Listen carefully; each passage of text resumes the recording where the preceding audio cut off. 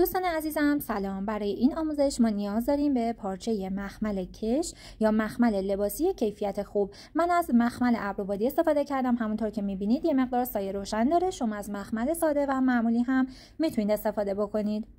مورد بعدی که نیاز داریم زانفیکس تاقه‌ای هست که حالا نیم متری میتونید تهیه کنید. کل ماهیت این چسب هست. مورد بعدی لای حریر هست. لای حریر در واقع یه پارچه خیلی نازکه، یک طرفش چسبه، طرفی که دندون چسبه و این طرف رو همونطور که تو تصویر میبینید پارچه است و چسبناک نیست. فرق زانفیکس هم با لای حریر تو اینه که زانفیکس کلا چسبه و در واقع با حرارت به طور کامل آب میشه و میتونه دوتا پارچه رو به همدیگه بچسبونه. دوستان عزیزم برای تکه دوزی با مخمل در ابتدا ما باید یه آماده سازی پارچه انجام بدیم، به این صورت که ما میایم پارچه مخمل رو روی سطح میز اتومون پهنش میکنیم، بعد روش پارچه لای حریرمون رو قرار میدیم. پس روی مخمل به سمت میز اتومون هست، لای حریرمون به صورتی که قسمت چسبدارش به پشت مخملمون باشه روش پهن میشه. توی این مرحله ما باید لای حریر رو بچسبونیم به پشت مخملمون به این صورت که اتو رو روی سطح پارچه قرار میدیم، چند ثانیه صبر میکنیم، برمیداریم و دوباره قسمت‌های دیگه.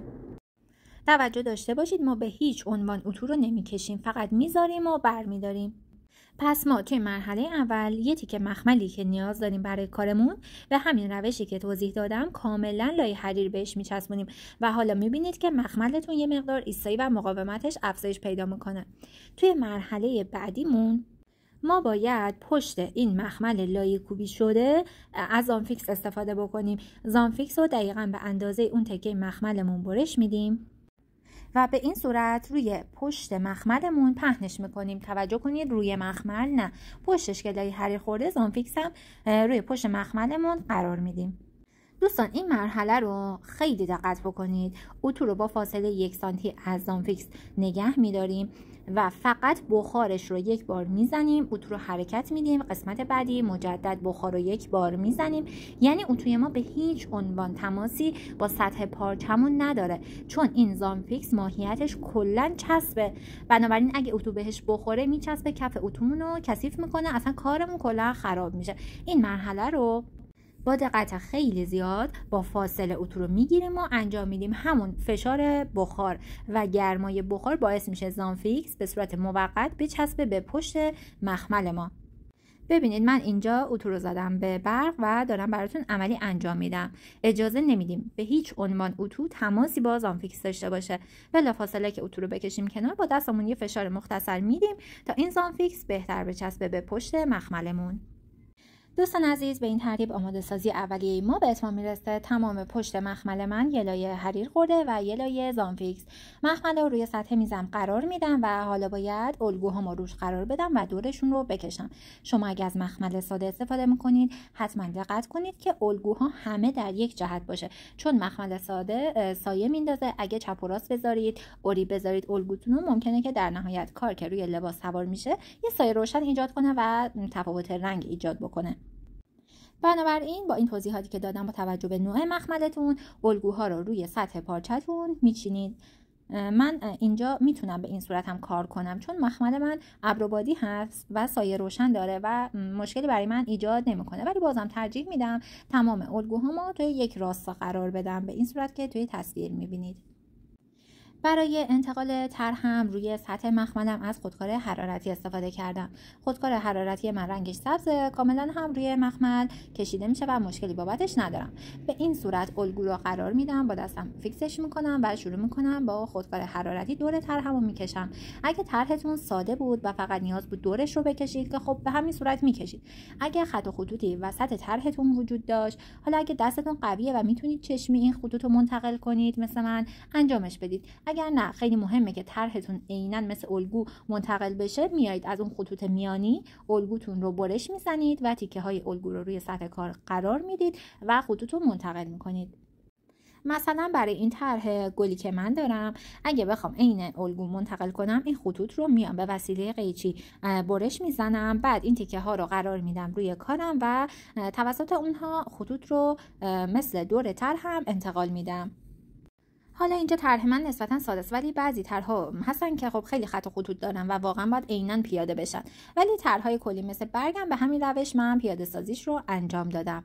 بعد از اینکه تمام الگوها رو ما انتقال دادیم روی سطح پارچمون، با یه قیچی کاملا تیز میایم اول یه دوربری کلی انجام میدیم که کار سبک بشه به اصطلاح. بعد از این مرحله میایم دور تا دور کارمون رو، خطوطش رو توسط یه قیچی خیلی تیز برششون رو انجام میدیم. کاملا از روی خطوط برش رو انجام میدیم، طرح و بزرگتر، کوچیکتر یا دفرمه نمی کنیم. پارچه مخمل حالا که مرحله آماده سازی هم روش انجام شده، خب یه مقدار ضخامت پیدا کرده. حتما از قیچی تیز استفاده بکنید که برش تمیزی هم داشته باشید. به همین صورت تمام الگوها رو من برش زدم. بعد از برش زدن میریم سراغ لبسوزی کارمون. با فندک ما ببینید طرحمون دورش به خاطر پارچه مخمل یه مقدار پرز داره. با فندک کاملا دور تا دور کارم رو میگیرم که این پرزا به طور کامل از بین بره و کارم تمیزتر باشه. عزیزای دلم، توی این بخش ما میخوایم این اپلیکه هایی که آماده کردیم رو روی لباسمون کار کنیم. شما هر جای لباستون، شمیزتون، کتتون، مانتو، هر لباسی، هر جایی که مایل باشید میتونید اینها رو کار کنید.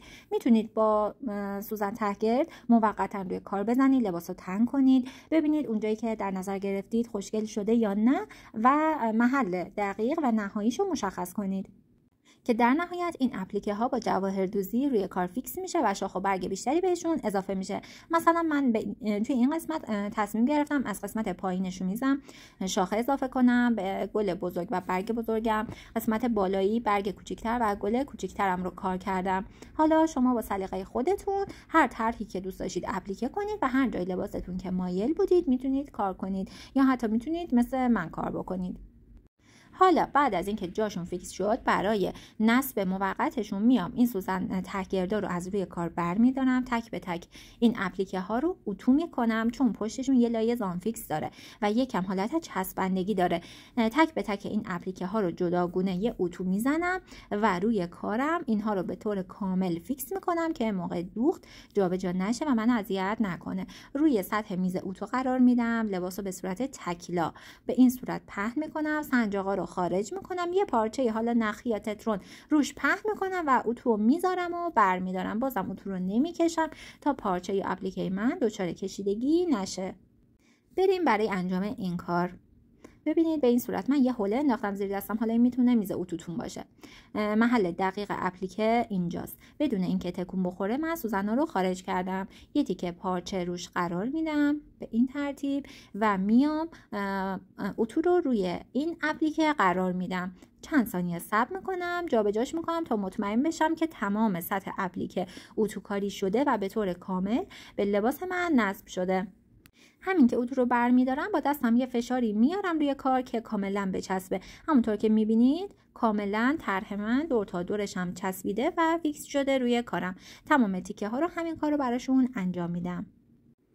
خب به این ترتیب من تمام اپلیکه ها رو چسبوندم. خب حرارت اتو قاعدتا باعث میشه خودکار حرارتی ما پاک بشه دیگه. من اینجا میام مجدد با خودکار حرارتی حالا طبق طرحی که داشتم خطوط داخلی اپلیکه ها رو هم میکشم و شاخ و برگم توی همین قسمت به کارم اضافه میکنم. مثلا دوست دارم شاخه این گلم بیاد از روی این برگ عبور بکنه، پس همونطور که توی ذهنم هست میام شاخش رو میکشم به صورت خدچین با خودکار حرارتی. حالا با توجه به جنس پارچه‌تون میتونید از مداد خیاطی، صابون خیاطی یا خودکار حرارتی استفاده بکنید. تمام خطوطی که میخوام جواهردوزی بشه، حالا میتونه حتی شاخه های اضافه تر باشه، حتی یه سری برگ ریز اضافه بکنم به طرحم، خطوط داخلی اپلیکه ها رو میکشم. شما توی این مرحله دستتون کاملا آزاده.